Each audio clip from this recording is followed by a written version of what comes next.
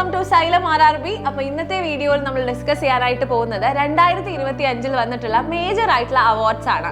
Current അഫയേഴ്സിന്റെ ഭാഗത്ത് നിന്ന് നമ്മൾ നോക്കുന്ന സമയത്ത് ഈ അവാർഡ്സ് എന്ന് പറയുന്നത് ഏറ്റവും ഇമ്പോർട്ടൻ്റ് ആയിട്ടുള്ള ഒരു ടോപ്പിക് ആണ് അല്ലേ. നിങ്ങൾ ഏതൊരു എക്സാം എടുക്കുകയാണെങ്കിലും, നമ്മുടെ ഗ്രൂപ്പ് ഡി എടുക്കുകയാണെങ്കിലും, ഇനി റെയിൽവേയുടെ അണ്ടറിൽ വരുന്ന NTPC എക്സാം എടുക്കുകയാണെങ്കിലും, ഏതൊരു എക്സാം എടുക്കുകയാണെങ്കിലും വളരെ ഇമ്പോർട്ടൻ്റ് ആയിട്ടുള്ള ടോപ്പിക്കാണ് അവാർഡ്സ് എന്ന് പറയുന്നത്. സോ ഇപ്പോൾ ഈ ഒരു കുറച്ച് മാസങ്ങളിൽ വന്നിട്ടുള്ള വളരെ ഇമ്പോർട്ടൻ്റ് ആയിട്ടുള്ള കുറച്ച് അവാർഡുകളാണ് ഇന്നത്തെ സെഷനിൽ നമ്മൾ ഡിസ്കസ് ചെയ്യാനായിട്ട് പോകുന്നത്. അപ്പോൾ ആദ്യം നമ്മൾ ഡിസ്കസ് ചെയ്യാനായിട്ട് പോകുന്നത് വളരെ ഫേമസ് ആയിട്ടുള്ള എന്നാൽ വളരെ റീസെന്റ് ആയിട്ട് വന്നിട്ടുള്ളതുമായ അബേൽ പ്രൈസ് ആണ്. നമുക്കറിയാം മാത്സിൽ എന്ത് കൊടുക്കുന്നില്ല, നൊബേൽ കൊടുക്കുന്നില്ല അല്ലെ. അതായത് ഗണിതശാസ്ത്രത്തിൽ നൊബേൽ പ്രൈസ് കൊടുക്കുന്നില്ല. അപ്പൊ ഗണിതശാസ്ത്രത്തിലെ നൊബേൽ പ്രൈസോളം അല്ലെങ്കിൽ ഗണിതശാസ്ത്രത്തിലെ നൊബേൽ പ്രൈസ് എന്നറിയപ്പെടുന്ന അബേൽ പ്രൈസ് 2025 മാത്തമാറ്റിക്സിൽ ലഭിച്ചതാർക്കാണ്? മസാക്കി കഷുവാരയ്ക്കാണ്. മസാക്കി കഷുവാരയ്ക്കാണ്. അപ്പൊ എന്തിനു വേണ്ടിയിട്ടാണ് ലഭിച്ചിട്ടുള്ളത്? Algebraic analysis and representation theory.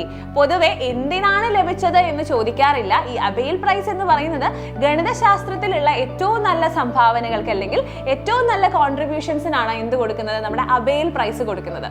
So Abel price ലഭിച്ചിട്ടുള്ളത് ആർക്കാണ്? മസാക്കി കഷുവാരയ്ക്കാണ് എന്നുള്ള കാര്യം ആലോചിക്കാം. റെഡി? ഇവിടെ ഞാൻ ഓൾറെഡി കൊടുത്തിട്ടുണ്ട്. Abel prize is international award given annually for outstanding achievements in mathematics. അപ്പൊ കഴിഞ്ഞ പ്രാവശ്യം 2024 ഇത് ലഭിച്ചിട്ടുള്ളത് മൈക്കൽ ടെലഗ്രാൻഡിനാണ്. മൈക്കൽ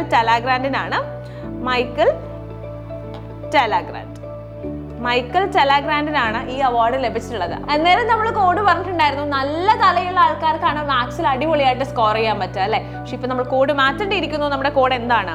മസാക്കി കാഷുവാരയാണ് അല്ലെ. അപ്പൊ നമ്മൾ എന്താണ്, നമുക്കറിയാം നമ്മുടെ ഗ്രൂപ്പ് ഡി എക്സാമിനാണെങ്കിലും ഏതൊരു എക്സാമിനാണെങ്കിലും മാത്സിന് ഭയങ്കര ഇമ്പോർട്ടൻസ് ഉണ്ട് അല്ലെ. അപ്പം മസാക്കി കാഷുവാരയാണ്. അപ്പം നല്ലോണം മാത്സ് മനസ്സിലാക്കി പഠിച്ചാൽ നമുക്ക് എന്ത് ചെയ്യാം? ജോലി കിട്ടിയാൽ നല്ലോണം കാശ് ഇങ്ങനെ വാരാം. അങ്ങനെ നമ്മൾ ആലോചിക്കാം. മസാക്കി കാഷുവാര, കാശ് വാരാനാണ് നമ്മൾ എന്ത് ചെയ്യുന്നത്? മാത്സ് മനസ്സിലാക്കി പഠിക്കുന്നതെന്ന് വെറുതെ ആലോചിച്ച് വെക്കുക. ഓക്കെ, മസാക്കി കാഷുവാര. ഇനി നമ്മൾ ഡിസ്കസ് ചെയ്യാൻ പോകുന്ന നെക്സ്റ്റ് അവാർഡാണ് നമ്മുടെ 59th ജ്ഞാനപീഠ അവാർഡ് എന്ന് പറയുന്നത്. 59ാമത്തെ ജ്ഞാനപീഠ പുരസ്കാരം ലഭിച്ചത് ആർക്കാണ്? വിനോദ് കുമാർ ശുക്ലയ്ക്കാണ്. അപ്പൊ നമുക്കറിയാം ജ്ഞാനപീഠം കൊടുക്കുന്നത് എന്തിനാണ്? ലാംഗ്വേജസിലുള്ള ഔട്ട്സ്റ്റാൻഡിംഗ് കോൺട്രിബ്യൂഷൻ ആണ് അല്ലെ. അതായത് ഏറ്റവും നല്ല സംഭാവനകൾക്കാണ് ജ്ഞാനപീഠ പുരസ്കാരം നൽകുന്നത്. സോ 59ാമത് ജ്ഞാനപീഠ അവാർഡ് അല്ലെങ്കിൽ ജ്ഞാനപീഠ പുരസ്കാരം ലഭിച്ചിട്ടുള്ളത് വിനോദ് കുമാർ ശുക്ലയ്ക്കാണ് എന്നുള്ള കാര്യം ആലോചിക്കാം. അപ്പൊ ഏത് ലാംഗ്വേജിലുള്ള കോൺട്രിബ്യൂഷൻ ആണ് ഇദ്ദേഹത്തിന് ഉണ്ടായിരുന്നത്? ഹിന്ദി ലാംഗ്വേജിലുള്ള കോൺട്രിബ്യൂഷൻ ആണ് വിനോദ് കുമാർ ശുക്ലയ്ക്ക് 59ാമത് ജ്ഞാനപീഠ പുരസ്കാരം ലഭിച്ചിട്ടുള്ളത്.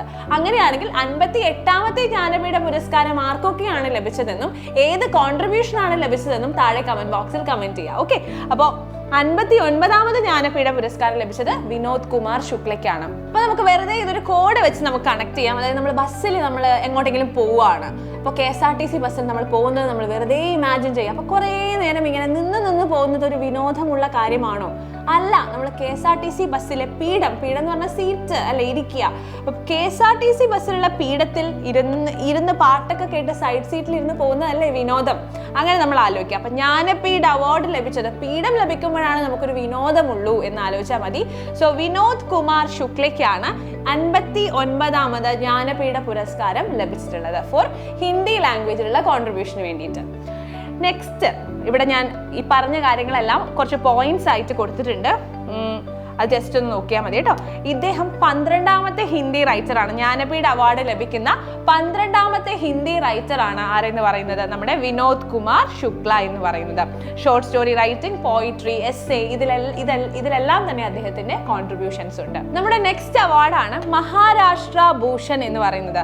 മഹാരാഷ്ട്ര ഭൂഷൺ അവാർഡ് ലഭിച്ചിട്ടുള്ളത് നമ്മുടെ സ്കൾപ്ചർ ആയിട്ടുള്ള ഫേമസ് സ്കൾപ്ചർ ആയിട്ടുള്ള രാം സുതാരനാണ്. മഹാരാഷ്ട്ര ഭൂഷൺ അവാർഡ് ലഭിച്ചിട്ടുള്ളത് എന്നുള്ള കാര്യം ആലോചിക്കുക. ഇദ്ദേഹത്തിന് ലഭിച്ചിട്ടുള്ള പ്രീവിയസ് ഓണേഴ്സ് കൂടി നമ്മൾ ഓർത്ത് വെക്കുന്നത് കുറച്ചും കൂടി എക്സാമിന് ചോദിക്കാൻ ചാൻസ് ഉള്ളതാണ്. അപ്പൊ അതും കൂടി ജസ്റ്റ് നോക്കാൻ. 1999 ഇദ്ദേഹത്തിന് പത്മശ്രീ ലഭിച്ചിട്ടുണ്ട്. 2016 പത്മഭൂഷണും കൂടി ഇദ്ദേഹത്തിന് ലഭിച്ചിട്ടുണ്ട്. അപ്പൊ ഈ ഒരു മഹാരാഷ്ട്ര ഭൂഷൺ അവാർഡ് എന്ന് പറയുന്നത് 25 ലക്ഷം രൂപയും മൊമെന്റോയും ഒരു പ്രശസ്തി പത്രവും അതായത് സൈറ്റേഷനുമാണ് അവാർഡായിട്ട് ലഭിക്കുന്നത്. നെക്സ്റ്റ് നമ്മൾ നോക്കാൻ പോകുന്നത് ആർക്കിടെക്ചറിലുള്ള ഹയസ്റ്റ് ഹോണർ എന്നറിയപ്പെടുന്ന പ്രിറ്റ്സ്കർ പ്രൈസ് ആണ്. 2025 പ്രിറ്റ്സ്കർ പ്രൈസ് ലഭിച്ചത് ആർക്കാണ്? ലിയു ജിയാകുൻ ആണ് ഈ ഒരു അവാർഡ് ലഭിച്ചിട്ടുള്ളത്. അതായത് എന്തിനു വേണ്ടിയിട്ടാണ്? ട്രഡീഷണൽ ചൈനീസ് എലമെന്റ്സും ട്രഡീഷണൽ ചൈനീസ് ഡിസൈൻസും കണ്ടംപററി ഡിസൈൻസും തമ്മിലുള്ള ഒരു അങ്ങനെയുള്ള ഒരു കൊളാബറേറ്റീവ് ഡിസൈൻസ് ചെയ്തതിനാണ് ഇദ്ദേഹത്തിന് എന്ത് ലഭിച്ചത്? 2025 പ്രിറ്റ്സ്കർ പുരസ്കാരം ലഭിച്ചത് എന്നുള്ള കാര്യം ആലോചിക്കാം. നെക്സ്റ്റ് നമ്മുടെ അവാർഡ് എന്ന് പറയുന്നത് മൗറീഷ്യസിന്റെ ഹയസ്റ്റ് സിവിലിയൻ അവാർഡ് എന്നറിയപ്പെടുന്ന grand commander of the order of the star and key of the Indian Ocean ആണ്. അതായത് GCSK എന്നറിയപ്പെടും ഇത്. ഈ ഒരു അവാർഡ് ലഭിച്ചിരിക്കുന്നത് മൗറീഷ്യസിന്റെ ഹയസ്റ്റ് സിവിലിയൻ അവാർഡാണ്. ആർക്കാണ് ലഭിച്ചിരിക്കുന്നത്? നമ്മുടെ പ്രൈം മിനിസ്റ്റർ ആയിട്ടുള്ള ശ്രീ നരേന്ദ്രമോദിക്കാണ് മൗറീഷ്യസിന്റെ ഹയസ്റ്റ് സിവിലിയൻ അവാർഡ് ലഭിച്ചിട്ടുള്ളത്. ഇനി നരേന്ദ്രമോദിക്ക് ലഭിച്ചിട്ടുള്ള ഇതേപോലെയുള്ള സിമിലർ അവാർഡ്സുകൾ നിങ്ങൾക്ക് അറിയാമെങ്കിൽ അതും കമന്റ് ബോക്സിൽ കമന്റ് ചെയ്യാം. 57th national day celebration of the republic of മൗറീഷ്യസിൽ chief guest ആയിരുന്നു ശ്രീ നരേന്ദ്രമോദി എന്ന് പറയുന്നത്.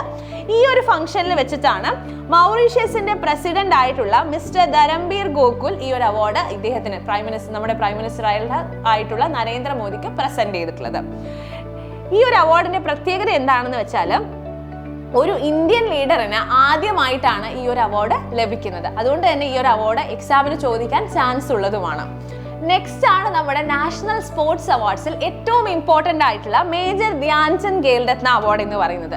ഇപ്രാവശ്യം എത്ര പേർക്കാണ് മേജർ ധ്യാൻചന്ദ് ഖേൽരത്ന അവാർഡ് ലഭിച്ചിട്ടുള്ളത്? 4 പേർക്കാണ് അല്ലെ. അതായത് നമ്മുടെ മനു ഭാക്കർ, ഹർമൻപ്രീത് സിംഗ്, ഗുകേഷ് ദി ആൻഡ് പ്രവീൺ കുമാർ. ഈ 4 പേരുകൾ നിങ്ങൾ പലപ്പോഴായി നമ്മുടെ ക്ലാസ്സുകളിലും അല്ലാതെയും ഒക്കെ കേട്ടിട്ടുള്ള പേരുകളാണ്. ഇപ്പോൾ തന്നെ അവർക്ക് ലഭിച്ചിട്ടുള്ള അച്ചീവ്മെന്റ്സും ഒക്കെ നിങ്ങളുടെ മനസ്സിൽ വരുന്നുണ്ടോ എന്ന് ടെസ്റ്റ് ചെയ്ത് നോക്കുക കേട്ടോ. അപ്പോൾ നമ്മുടെ മനു ഭാക്കർ എന്ന് പറയുമ്പോൾ നിങ്ങളുടെ മനസ്സിലേക്ക് പെട്ടെന്ന് വരുന്ന എന്താണ്? ഒളിമ്പിക്സ് ആയിരിക്കും അല്ലെ. കഴിഞ്ഞ ഒളിമ്പിക്സിൽ എന്ത് ലഭിച്ചിട്ടുണ്ട്? 10 മീറ്റർ എയർ പിസ്റ്റൽ വുമൺ സിംഗിൾസിലും 10 metre air pistol mixed team ഇനത്തിലും എന്ത് ലഭിച്ചിട്ടുണ്ട്? നമ്മുടെ മനു ഭാക്കറിന് ബ്രോൺസ് മെഡൽ ലഭിച്ചിട്ടുണ്ടായിരുന്നു. അതുകൂടാതെ മനു ഭാക്കറിന് കുറേ അധികം അച്ചീവ്മെന്റ്സ് ഉണ്ടായി അല്ലെ. അതായത് സിംഗിൾ എഡിഷൻ ഓഫ് ഒളിമ്പിക്സിൽ 2 മെഡൽ നേടിയിട്ടുള്ള ആദ്യത്തെ ഇന്ത്യൻ ആണ് മനു ഭാക്കർ എന്ന് പറയുന്നത്. ഇതുവരെ കുറെ പേർക്ക് 2 മെഡൽ കിട്ടിയിട്ടുണ്ടെങ്കിലും, അതായത് 4 പേർക്ക്, മനു ഭാക്കർ അടക്കം 4 പേർക്ക് ഒളിമ്പിക്സിൽ 2 മെഡൽ കിട്ടിയിട്ടുണ്ടെങ്കിലും അത് ഡിഫറെന്റ് ഒളിമ്പിക്സുകളിലാണ്. പക്ഷേ സിംഗിൾ എഡിഷൻ ഓഫ് ഒളിമ്പിക്സിൽ 2 മെഡൽ നേടിയിട്ടുള്ള ആദ്യത്തെ ഇന്ത്യൻ എന്ന് പറയുന്ന ആരാണ്? മനു ഭാക്കർ ആണ്. ആ ഒരു ഫാക്റ്റും കൂടി ഓർത്തു വെക്കുക.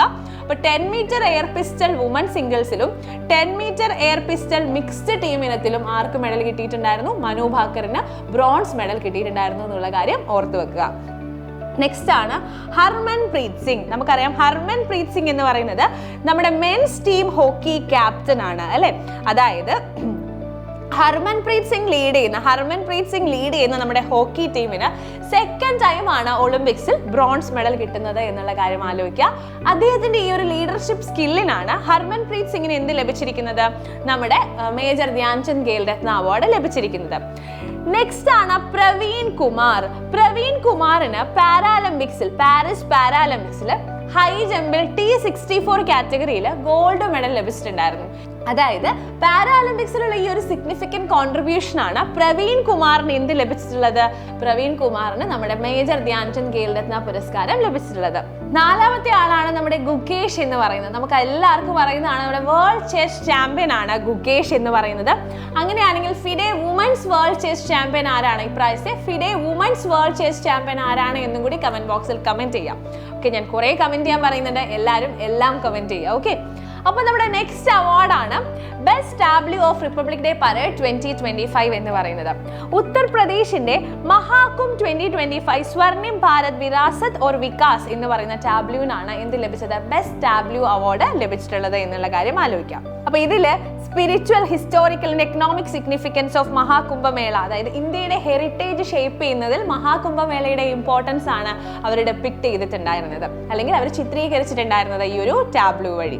ഇതിൽ ഫസ്റ്റ് പൊസിഷൻ വരുന്നത് ഉത്തർപ്രദേശിനാണ് എന്ന് നമ്മൾ പറഞ്ഞു കഴിഞ്ഞു. സെക്കൻഡ് പൊസിഷൻ വരുന്നത് ത്രിപുരയ്ക്കാണ്. തേർഡ് പൊസിഷൻ വരുന്നത് ആന്ധ്രാപ്രദേശിനാണ് എന്നുള്ള കാര്യം കൂടി നോക്കി വെക്കുക. നെക്സ്റ്റ് വരുന്നതാണ് നമ്മുടെ മാക്ക ട്രോഫി എന്ന് പറയുന്നത്. കഴിഞ്ഞ ഒരു വർഷത്തെ ഇന്റർ യൂണിവേഴ്സിറ്റി മത്സരങ്ങളിൽ മികച്ച പെർഫോമൻസ് കാഴ്ചവെക്കുന്ന യൂണിവേഴ്സിറ്റികൾക്കാണ് എന്ത് കൊടുക്കുന്നത്? മാക്ക ട്രോഫി അല്ലെങ്കിൽ മൗലാന അബ്ദുൽ കലാം ആസാദ് ട്രോഫി കൊടുക്കുന്നത്. അതായത് സ്പോർട്സ് എക്സലൻസിന് വേണ്ടി യൂണിവേഴ്സിറ്റികൾക്ക് കൊടുക്കുന്നതാണ് മാക്ക ട്രോഫി എന്ന് പറയുന്നത്. ഇപ്രാവശ്യം ചണ്ഡീഗഡ് യൂണിവേഴ്സിറ്റിക്കാണ് എന്ത് ലഭിച്ചിട്ടുള്ളത്, ഈ ഒരു മാക്ക ട്രോഫി ലഭിച്ചിട്ടുള്ളത് എന്നുള്ള കാര്യം ആലോചിക്കുക. നമുക്കറിയാം ഖേലോ ഇന്ത്യ യൂണിവേഴ്സിറ്റി ഗെയിം 2024 നമ്മുടെ ചണ്ഡീഗഡ് യൂണിവേഴ്സിറ്റിക്ക് 32 gold medal, 18 silver medal, 21 bronze medal ലഭിക്കുകയും മെഡൽ ടാലിയിൽ അവർ ഫസ്റ്റ് വരികയും ചെയ്തിട്ടുണ്ടായിരുന്നു. സോ മാക്ക ട്രോഫി ഇപ്രാവശ്യം ലഭിച്ചിരിക്കുന്നത് ചണ്ഡീഗഡ് യൂണിവേഴ്സിറ്റിക്കാണ് എന്നുള്ള കാര്യം ആലോചിക്കുക. അപ്പോൾ മാക്ക ട്രോഫി ലഭിക്കുന്ന ഫസ്റ്റ് പ്രൈവറ്റ് യൂണിവേഴ്സിറ്റിയും കൂടിയാണ് CU അല്ലെങ്കിൽ ചണ്ഡീഗഡ് യൂണിവേഴ്സിറ്റി എന്ന് പറയുന്നത്. സെക്കൻഡ് പൊസിഷനിലേക്ക് LPU അതായത് ലവ്ലി പ്രൊഫഷണൽ യൂണിവേഴ്സിറ്റിയും ഗുരു നാനാക്ക് ദേവ് യൂണിവേഴ്സിറ്റിക്കാണ് തേർഡ് പൊസിഷൻ വരുന്നത്. അപ്പോൾ Chandigarh university, lovely professional university, Guru Nanak Dev university. അപ്പോൾ ഇത്രയും അവാർഡുകളാണ് വളരെ ഇമ്പോർട്ടൻ്റ് ആയിട്ട് 2025 വന്നിട്ടുള്ള അവാർഡ്സ് എന്ന് പറയുന്നത്. അപ്പോൾ എല്ലാവർക്കും ഈ ഒരു സെഷൻ യൂസ്ഫുൾ ആയി എന്ന് വിചാരിക്കുന്നു. അപ്പോൾ ഇതേപോലെയുള്ള ക്വസ്റ്റ്യൻസ് ആണ് നമ്മുടെ ഗ്രൂപ്പ് ഡി എക്സാമിനും കറണ്ട് അഫയേഴ്സിൽ നിന്നും അവാർഡ് സെഷനിൽ നിന്നൊക്കെ ചോദിക്കുക. സോ ഇതേപോലെ കോഡ്സും ടിപ്സും ട്രിക്സുമായി ഈ കാര്യങ്ങളൊക്കെ പഠിക്കുന്നതിനായിട്ട് നമ്മുടെ ടർബോ ബാച്ചിൽ, അതായത് ഏപ്രിൽ 23 സ്റ്റാർട്ട് ചെയ്യുന്ന നമ്മുടെ ഗ്രൂപ്പ് ഡി ടർബോ ബാച്ച് എന്ന് പറയുന്നത് നമ്മുടെ ഇപ്രാവശ്യം 2025 ഗ്രൂപ്പ് ഡി എക്സാം ഫോക്കസ് ചെയ്ത് പഠിക്കുന്ന ആസ്പിറൻസിന് വേണ്ടി സ്റ്റാർട്ട് ചെയ്യുന്ന ബാച്ചാണ്. അപ്പോൾ കറണ്ട് അഫയേഴ്സിൽ നിന്നും ഇതേപോലെ ടിപ്സും ട്രിക്സും ഒക്കെ ഇൻക്ലൂഡ് ചെയ്തിട്ടുള്ള അടിപൊളി ക്ലാസ്സുകളാണ് നിങ്ങളെ വെയിറ്റ് ചെയ്തിരിക്കുന്നത്. കറണ്ട് അഫയേഴ്സ് മാത്രമല്ല, എല്ലാ സബ്ജക്റ്റുകളിൽ നിന്നും ഏറ്റവും യൂസ്ഫുൾ ആവുന്ന ക്വാളിറ്റി കണ്ടന്റ് ആണ് നിങ്ങളെ വെയിറ്റ് ചെയ്തിരിക്കുന്നത്. സോ എല്ലാവരും ഉടനെ തന്നെ ജോയിൻ ചെയ്യുക, അടിപൊളിയായിട്ട് പഠിക്കുക. അപ്പോൾ ഏപ്രിൽ 23 നമ്മുടെ ടർബോ ബാച്ചിൽ കാണാം.